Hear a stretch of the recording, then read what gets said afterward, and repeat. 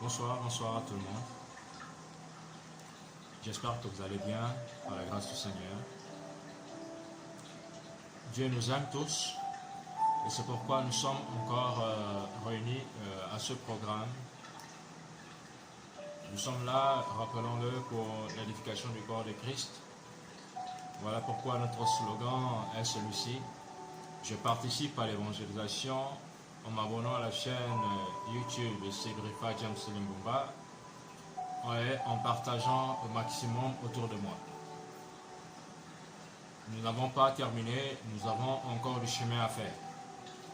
Aujourd'hui, nous sommes obligés d'utiliser tous les moyens possibles qui nous sont donnés par Dieu parce que la Bible déclare ceci, rachetez le temps car les jours sont mauvais.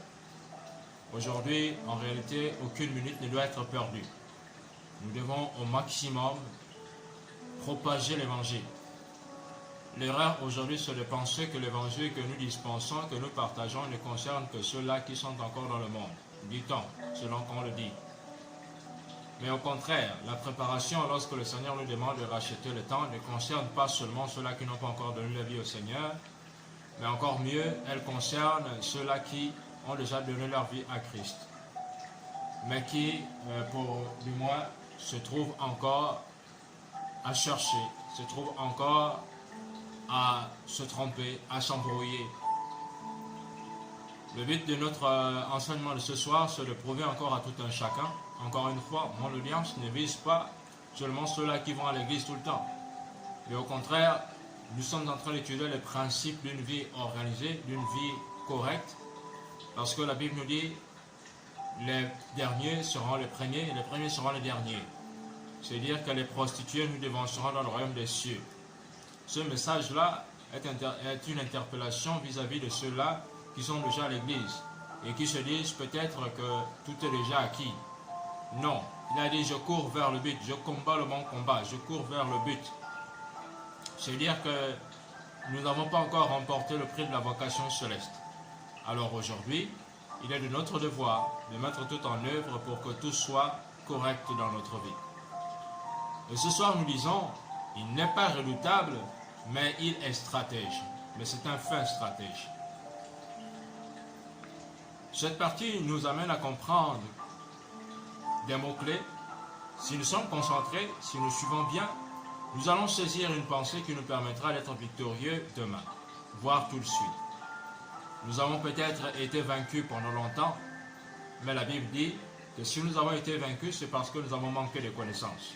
Alors aujourd'hui, il est de notre devoir de dispenser la connaissance qui nous permettra d'être victorieux dans nos combats. Notre référence de ce soir, c'est Luc chapitre 4, verset 13. Par ce texte que nous n'allons pas déjà décliner tout de suite, que nous n'allons pas lire, si je peux le dire, tout de suite, nous voulons comprendre ceci, qu'il est important de connaître son adversaire. Ceci, nous pouvons le voir dans le livre un roman qui est intitulé L'art de la guerre, de Sun Tzu. Ce livre nous apprend à connaître l'adversaire, nous permet de comprendre que dans la stratégie de guerre, pour avoir la victoire, pour maîtriser, il ne faut pas être loin de son adversaire, mais plutôt plus proche. Plus proche, qu'est-ce que je veux dire par là? Plus proche en connaissant comment il fonctionne, c'est à partir de là qu'on connaîtra quelles sont ses forces, ses faiblesses, quelles sont ses failles. Un adage qui est souvent cité par certains de mes proches dit ceci, lorsque la tête ne réfléchit pas, tout le corps souffre. Si tu n'as pas la bonne méthode, si tu n'as pas la bonne information, tu risques de fournir des efforts qui seront pour moi inutiles, car tu frapperas là où il ne faudra pas. Encore nous disons, cet adversaire que nous devons connaître attend simplement le moment favorable pour nous pousser vers la faute. Voilà pourquoi nous disons, il n'est pas redoutable, mais c'est un fin stratège. Alors, aussi longtemps que nous restons focus sur notre objectif, aussi longtemps que nous restons concentrés, alors cette personne qui cherche à nous déconcentrer ne pourra rien. Son travail, c'est simplement mettre de l'huile sur le feu. Voilà pourquoi il est dit, il attend le moment favorable. Le texte que nous lisons dit ceci, Luc chapitre 4, verset 13, c'est la tentation de Jésus. Lorsque le diable a tenté Jésus dans toutes ses formes, sinon dans 4 voire 3 formes, À la fin, il est dit que lorsque le diable eut achevé de soumettre à toutes sortes de tentations, il s'éloigna de lui jusqu'au moment fixé, jusqu'au moment favorable, jusqu'au moment propice. La chose que nous ignorons souvent, c'est que le diable attend le moment propice. Est-il redoutable? Non. Mais il attend le moment favorable. Qu'est-ce que nous entendons par le moment favorable? Le moment favorable, c'est le temps idéal. Mais qui donne le temps? Qui donne le temps? Découvrons-le tout de suite. Restez concentrés à la vidéo. N'oubliez pas de vous abonner pour vous qui n'êtes pas encore abonnés à la chaîne. Suivez et partagez. Il faut promouvoir l'évangile. Il faut partager l'évangile autour de vous. Car cette exhortation peut aider quelqu'un qui se trouve dans une situation compliquée à sauver sa vie demain. Voir chacun de nous, nous avons toujours besoin. Car il faut toujours que nous soyons concentrés. Parlons de la tentation. Il attend le moment favorable pour nous pousser à la tentation. Pour nous pousser à la faute. Voilà pourquoi il nous tente. La tentation, c'est une épreuve. La tentation, c'est le fait de se mettre à l'épreuve. Il a pour synonyme le terme bakam qu'on trouve dans le livre de Job. Par la tentation, nous voulons comprendre que la tentation, c'est justement être tiré du verbe tenter. Et être tenté peut désigner l'attitude qu'a l'homme qui, par son manque de confiance ou de désobéissance, met à l'épreuve la bonté du Seigneur et la patience de Dieu. Les Israélites, justement, lorsqu'ils n'ont pas reçu ce qu'ils demandaient à temps, ont dû mettre Dieu à l'épreuve, ont dû pousser Dieu, ont dû provoquer Dieu, parce qu'ils n'étaient pas patients, ils n'ont pas su attendre. Le contexte aujourd'hui nous permet de faire la discrimination. Encore faut-il remarquer, d'accord, faut-il remarquer que dans certains cas, il est très difficile de se prononcer. Prononcer dans quoi? Justement dans le terme tentation. Parce que le terme tentation peut nous faire ressortir deux choses. Cela vient de ce terme grec employé et qui met en relief l'épreuve. D'accord? Nous avons deux choses. La discrimination entre l'épreuve et la tentation. D'accord? Ces deux choses ont de commun. Non ce qui, d'accord, le mot qui est prononcé en grec ne permet pas aujourd'hui de peut-être mettre, ne permet pas de pouvoir tirer la distinction, mais nous montre ce qu'ils ont en commun. Or, ce que nous avons besoin de savoir aujourd'hui, c'est ce qui différencie. D'accord? La différence qui est mise entre les deux. L'épreuve, pour définition, peut exprimer, d'accord, est une expérience ayant pour but de faire connaître, d'accord, la valeur d'une chose ou d'une personne. Lorsque nous mettons quelque chose à l'épreuve, nous pouvons éprouver un pont pour voir sa solidité, ou encore nous pouvons éprouver, d'accord, le dévouement d'un ami, un attachement, parce que nous avons constaté que les amis sont avec nous lorsque nous avons beaucoup, lorsque nous sommes nantis, mais lorsque tout disparaît, les amis aussi s'en vont. Mais les vrais amis, dit-on, on les découvre lorsque tout va mal. L'épreuve, c'est une attente. Ainsi a-t-on entendu, l'épreuve est donc intentionnelle. Mais le plus souvent, aussi occasionnelle. L'épreuve n'agit pas, n'intervient pas tout le temps. On ne vit pas, passe pas son temps à éprouver. C'est intentionnel, on le fait intentionnellement, mais rarement. Juste pour voir si ça tient. Car ce sont les circonstances de la vie et tout particulièrement l'adversité qui permet d'apprécier, d'accord, la force d'une âme. L'épreuve, par contre, quels que soient les événements heureux ou malheureux qui en sont à l'occasion, est bonne en soi et nécessaire pour l'exercice de la liberté humaine.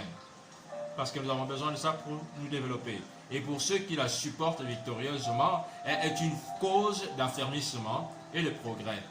Éprouver quelque chose, lorsqu'un point est éprouvé et lorsqu'il est solide, alors on constate qu'on a une chose nouvelle qui a progressé. La tentation, puisqu'il s'agit de faire une discrimination, une comparaison, aujourd'hui nous ne cherchons pas à trouver les points communs, mais plutôt les points de distinction, les points de différence. Parce que la définition grecque, d'accord, nous fait ressortir dans la tentation l'épreuve, d'accord, et la tentation. Donc la tentation, elle est mauvaise en soi, d'accord, car elle est un entraînement au mal. Sans doute, elle joue le rôle d'épreuve puisqu'elle aussi, d'accord, elle aussi pour l'homme est une occasion de montrer, d'accord, ce qu'il vaut. d'accord, l'emploi du mot perientos pour le désigner. Mais ce n'est pas là sa fin, la tentation. Sa fin véritable, son but, d'accord, est de séduire et de faire tomber. C'est ce qui va être la différence avec l'épreuve. L'épreuve a pour but, d'accord, de te conduire vers l'affermissement. Or, la tentation, c'est pour te conduire vers la faute, vers la chute. Étant donné que c'est ce qu'est la tentation, comment comprendre alors la demande de prière? Jésus va dire, lorsque vous priez, dans l'une des phases de la prière, il va dire, ne nous induis pas en tentation. Si la tentation est une forme d'épreuve, d'accord, qui nous permet d'être éprouvés, comment est-ce que Jésus nous demanderait donc, d'accord, de demander à Dieu de ne pas nous induire? C'est-à-dire que Jésus refuse que nous soyons éprouvés, que nous soyons solides. On peut tourner la difficulté en disant, ne nous soumets pas à l'épreuve. Mais ce serait une traduction, cette traduction paraîtrait un peu, d'accord, contestable. On pourra la contester encore. Par contre, si l'épreuve est nécessaire à notre développement spirituel, comment Jésus pourrait-il donc nous apprendre à demander à Dieu qu'elle nous soit épargnée? La suite du texte dans ce livre va dire « Délivre-nous du mal ». Donc cela nous permet de comprendre exactement ou encore précisément du malin. Par là, nous pouvons comprendre. Cela montre qu'il s'agit bien, d'accord, de la tentation. Donc délivre-nous de la tentation. Ce qui nous reste donc, c'est le mot « induire ». Il semble indiquer que Dieu, d'accord, peut nous tenter. Lorsqu'on dit ne nous induire pas en tentation, peut-être que ça veut dire que Dieu nous induit en tentation? Non. Mais il est évident que Dieu n'est jamais l'auteur de la tentation. Ça, il faut être sûr de ça. L'épître de Jacques, justement, chapitre 1, montre que d'une façon péremptoire, ce qui est dit, que personne, lorsqu'il est tenté, ne dise que c'est Dieu qui me tente, car Dieu ne peut être tenté par le mal. Et lui-même ne tente personne. Jacques chapitre 1, verset 13. Pour éviter tout équivoque, donc il nous paraît donc légitime aujourd'hui d'accepter la formule « ne nous laisse pas succomber à la tentation », selon la prière qui est indiquée. Bien qu'elle soit une interprétation, une traduction, ce n'est pas une traduction parfaite, mais c'est une interprétation. On peut d'autant plus considérer donc Dieu, d'accord, comme le promoteur de la tentation que dans plusieurs passages. Je veux dire que Dieu ne peut pas être considéré comme étant le promoteur de la tentation, car il ne tente lui-même personne, et il ne peut être tenté. Que personne, s'il est tenté, ne dise que c'est Dieu qui tente. Dieu ne tente personne. Mais par contre, le texte que nous avons en Matthieu chapitre 4, verset 1, 1 Corinthiens 7, Thessaloniciens 3, nous présente justement Satan comme la tentation comme venant du Satan, qui pour cette raison est appelé le tentateur. Mais Satan, soyons d'accord ensemble, s'il est habile pour tenter les hommes, c'est qu'il trouve en eux, d'accord, des complices, des fibres d'attirance, des fibres d'attraction de la tentation. Car à l'attrait du fruit défendu repond intérieurement l'inclination du mal. C'est-à-dire que lorsque le fruit défendu est là, il y a une chose intérieure qui nous attire vers le mal, qui nous attire vers le fruit défendu. Lorsque nous sommes tentés, c'est qu'on est entraîné et séduit par sa propre convoitise. Soyons d'accord avec ça. Ma tentation, c'est ma propre convoitise qui l'attire. Ensuite, la convoitise, lorsqu'elle est conçue, donne naissance au péché. Jacques chapitre 1, verset 14. C'est la suite du texte. D'où la nécessité, d'accord, de la vigilance et la prière, comme Jésus nous l'a indiqué. Résistez à cette sollicitation et entraînez-vous. Veillez et priez afin de ne pas succomber dans la tentation. Matthieu chapitre 26, verset 41. Parlons un tout petit peu des tentations de Jésus. Jésus étant entré complètement dans la condition humaine, nous allons constater donc qu'il a dû passer certaines épreuves de liberté.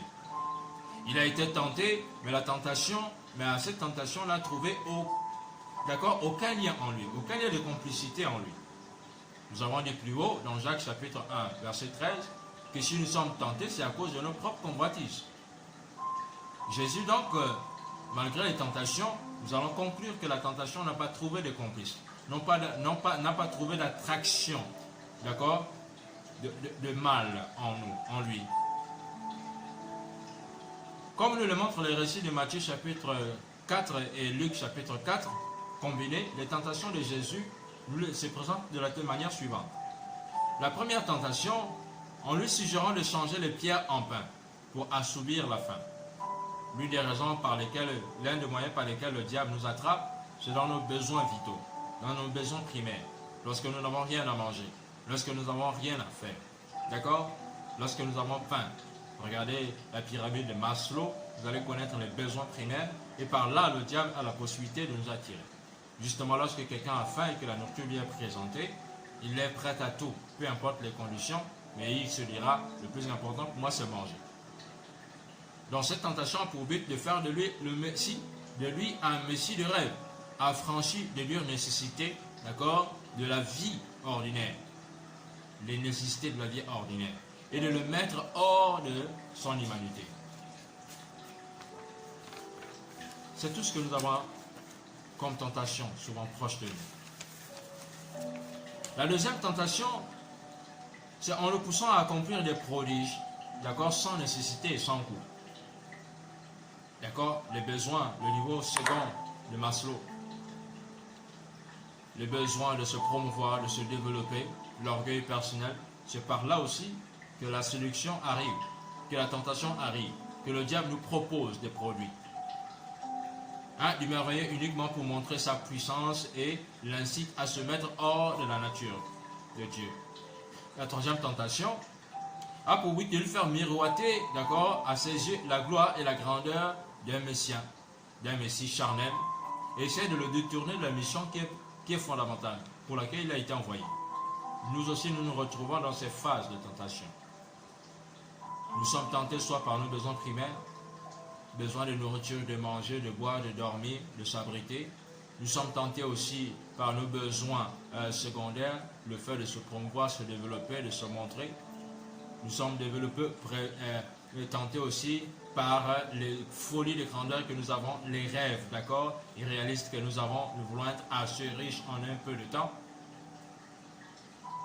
Voici, donc c'est la gloire qui nous est présentée, c'est la grandeur qui nous est présentée, et nous succombons à cela. Le récit de Luc va terminer comme ça. Toute espèce de tentation étant achevée, le diable s'éloigna jusqu'à lui, jusqu'à cette occasion favorable. Nous sommes en train de parler ici de Luc chapitre 4, verset 13. Bien que les évangiles nous montrent, d'accord, et relatent aucune de ces occasions, il nous a permis de penser que Jésus a eu à repousser, d'accord, ces occasions à plusieurs reprises durant sa royauté sur la terre, jusqu'à ce qu'il ait définitivement vaincu lors de la crise de la foi en Galilée. À partir de ce moment-là, la tentation change de caractère, car la Bible déclare « Résistez au diable et il fuira loin de vous ». Donc cette tentation, d'accord, après la résistance, elle ne porte plus l'attitude, elle ne porte plus sur l'attitude à prendre, mais sur les conséquences à accepter. L'ennemi s'efforce de faire sortir Jésus du droit chemin, d'accord, de la mission à laquelle il a été conduit et résolument attaché, engagé, au bout duquel il va déjà s'engager pour la croix. Mais quelque chose d'extraordinaire, c'est que malgré les tentations au désert, ce n'était pas fini. La dernière tentation intervient encore en Galilée, à Gethsémane, pardon. Lorsque s'approche la crucifixion, Jésus va dire « Oh, s'il est possible que cette coupe s'éloigne de moi ». C'est à Gethsémane que sera livré donc le dernier assaut du diable, d'accord, pour empêcher le Sauveur d'être fidèle jusqu'au bout. Attention, il est question ici d'être fidèle jusqu'au bout, pas d'être fidèle pour une partie, pas d'être fidèle pour un jour. D'accord, donc il est resté fidèle, il est resté obéissant jusqu'au sacrifice de la croix. Cela nous permet donc de comprendre et de conclure ceci. Permettez-moi de vous dire que le diable, c'est un livreur. Le diable fait de la livraison sur commande. Donc ce n'est que lorsque tu as présenté ton besoin de péché que le diable te procure ce qu'il. Le diable c'est un marketeur. Satan c'est un marketeur. Il faut connaître son adversaire. Et pour connaître son adversaire, il n'est pas dit de connaître d'abord l'autre sans se connaître soi-même. Et connaître son adversaire, c'est juste comprendre que lui se nourrit de ce que nous, on lui donne. Car il n'y a rien de nouveau sur le soleil et le diable ne crée rien du tout. Le diable, c'est l'imitateur. L'imitateur, il imite tout ce que Dieu fait. Alors, en termes d'imitation, il se dit, c'est à nous de donner la porte. La Bible déclare qu'il a la terre est son marchepied et le ciel est son trône. La Bible nous déclare encore que Dieu a donné la terre aux hommes. Ça veut dire qu'aucun esprit ne peut agir sur la terre sans avoir l'aval d'un homme. Voilà pourquoi on parle des hommes possédés.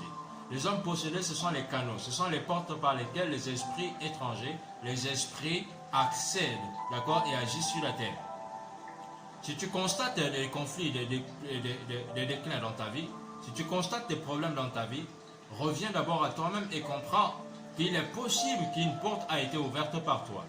Encore une fois, le diable n'est pas redoutable, mais c'est un fin stratège. Le diable rôde autour de nous, cherchant qui dévorer. Oui, il rôde comme un lion rugissant, cherchant qui dévorer. Mais chercher, c'est quoi? Il cherche simplement la porte. Il cherche celui-là qui cède. Il cherche celui-là qui craque. Il cherche celui-là qui a un besoin, d'accord, inexprimable. Il cherche celui-là qui n'est pas patient. Il cherche celui-là qui doute. Il cherche celui-là qui n'a pas confiance en lui. Il cherche celui-là qui est paresseux et qui ne veut pas travailler, d'accord, pour proposer des produits, d'accord, qui seront accessibles rapidement et facilement. Voilà pourquoi il est en quelque sorte appelé le Dieu du tout à coup. Parce qu'il vient détourner ceux-là qui ne veulent pas attendre, qui ne veulent pas user de foi et de patience. La tentation, c'est donc moi. Tout dépend de moi. C'est moi qui détiens les cartes de ma vie. Si je perds ces cartes-là, alors je les cède à l'adversaire, je les cède au diable. Si je perds une de ces cartes, ce serait comme marquer dans mon propre camp et devenir aujourd'hui perdant. Le diable n'est qu'un fin stratège. Toi aussi, apprends la stratégie de Dieu et tu verras ta vie changer. Que Dieu vous bénisse. Partagez cette vidéo et abonnez-vous encore davantage, afin et laissez des commentaires. Vous avez des sujets peut-être qui doivent être débattus, développés. Vous avez besoin d'aborder certains points avec vos frères et sœurs. Mettez les commentaires en ligne, partagez la vidéo au maximum et comprenez, retenons le message du jour. Le diable n'est pas redoutable, mais un fin stratège. Ça veut dire qu'il utilise mes propres outils pour me contrer moi-même. Il utilise mes propres armes pour me tuer. Il a utilisé la parole de Dieu pour tenter Dieu. Alors il ne fera pas le contraire avec toi. Le diable ne s'y développe pas, il n'innove pas. C'est juste nous qui perdons parfois de concentration. C'est juste nous parce que les nouvelles générations viennent et s'en vont, d'accord, sans pourtant transmettre la connaissance à leur progéniture. Aujourd'hui donc, chers frères, chères sœurs, lèvons-nous, rectifions les erreurs de notre vie en prenant connaissance de la parole de Dieu. Le diable n'est pas redoutable, ce n'est qu'un fin stratège. Si je reste ferme et attaché à la parole de Dieu, il n'y aura pas de source, il n'y aura pas de puits, il ne pourra pas me battre. Bénissons le Seigneur et nous bénissons.